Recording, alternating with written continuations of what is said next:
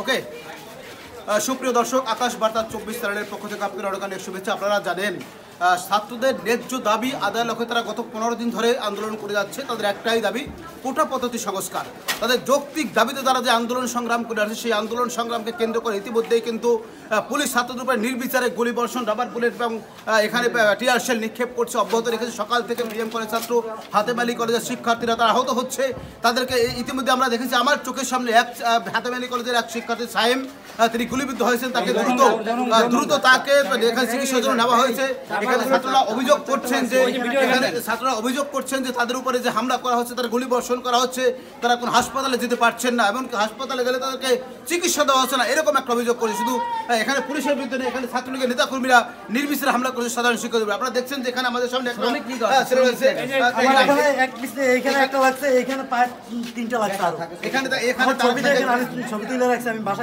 এখানে দেখছেন। আমি একটু আপনাকে জানতে চাচ্ছি আসলে কি হয়েছে, একটু বলেন আপনারা। আমি আর কি ওই সামনে ছিলাম, তারা শুধু তারা আমার গায়ে এলোপাতারি গুলি চালানো শুরু করছে। এলোপাতারি গুলি সবার উপরে চালানো শুরু করছে। আমাদের শিক্ষার্থী বাইরে একটাও ভালো নাই, সবার গায়ে গুলি রাখতেছে। এরপরে আমাদের গায়ে একদম ডাইরেক্ট গুলি ছাড়বে, রাবার বুলেট ছাড়ে না। এরপরে ডাইরেক্ট গুলি ছাড়তেছে, আমাদের বাইরে আহত হচ্ছে, নিহত হচ্ছে। যেমনটা বলছেন, এখানে অনেকে অভিযোগ করছেন তাদের যারা আহত হচ্ছেন তাদেরকে হাসপাতালে পর্যন্ত নেওয়া হচ্ছে না, নিতে দেওয়া হচ্ছে না, এবং তাদের পথেও তাদের হামলা করা হচ্ছে। আমার সামনে আরেকটা ভাই রয়েছে, বিএসএস শিক্ষার্থী, হাতেম আলী কলেজের শিক্ষার্থী, পলিটেকনিক কলেজের শিক্ষার্থী। আমি জানতে চাচ্ছি আসলে আন্দোলনটি আপনি কি বলবেন, বলেন। আমাদের আন্দোলন হচ্ছে, আমরা কোটা সংস্কার আন্দোলন চাচ্ছি এই জায়গাতে।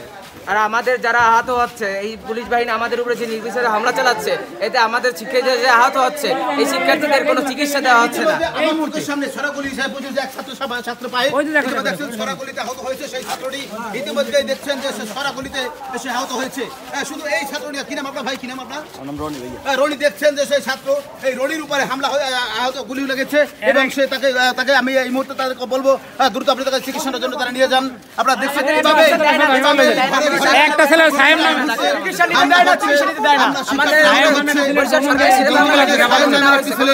যৌনাঙ্গে গুলি বর্ষণ হয়েছে, এবং দেখছেন আপনারা। এই আপনি একটু কথা বলতে চাচ্ছি, একটু আহত ছাত্র একটু কথা বলতে চাচ্ছি, আহত ছাত্রের সাথে কথা বলতে চাচ্ছি। ইতিমধ্যে দেখছেন আপনারা কিভাবে হামলা হচ্ছে, এখানে ছড়াগুলি ছোড়া হচ্ছে, টিয়ার সেল নিক্ষেপ করা হচ্ছে। ইতিমধ্যেই দেখছেন আপনারা অসংখ্য শিক্ষার্থী তারা এখানে পুলিশের ছোড়া রাবার বুলেট এবং ছড়া গুলিতে তারা আহত হচ্ছে, গুলিবিদ্ধ হচ্ছে। আপনারা দেখছেন যে এভাবে কিভাবে হামলা করা হচ্ছে। আমি সেটা দেখানোর চেষ্টা করছি। আপনারা জানেন যে ছাত্রদের ন্যায্য দাবি যেটা, তারা বলছেন যে আমরা কোটা সংস্কার চাচ্ছি।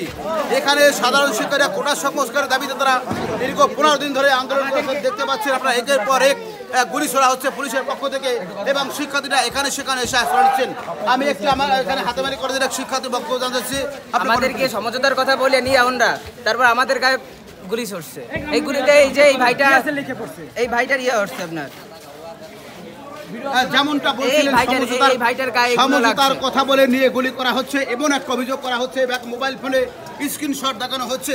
এভাবেই কিন্তু একের পর এক তারপরে এই গলায় লাগছে, ভাইটার গলায় লাগছে, ভাই স্বপ্ন গলায় গুলিবিদ্ধ হচ্ছে। এভাবেই দেখছেন আপনারা সাধারণ ছাত্রদের উপরে কিভাবে হামলা করছে। এখানে পুলিশের যে হামলা, এটা আসলে ভাবাই যায় না। দেখছেন রাবার বুলেট কিভাবে এসে পড়ছে, সেই রাবার বুলেট এসে পড়ছে।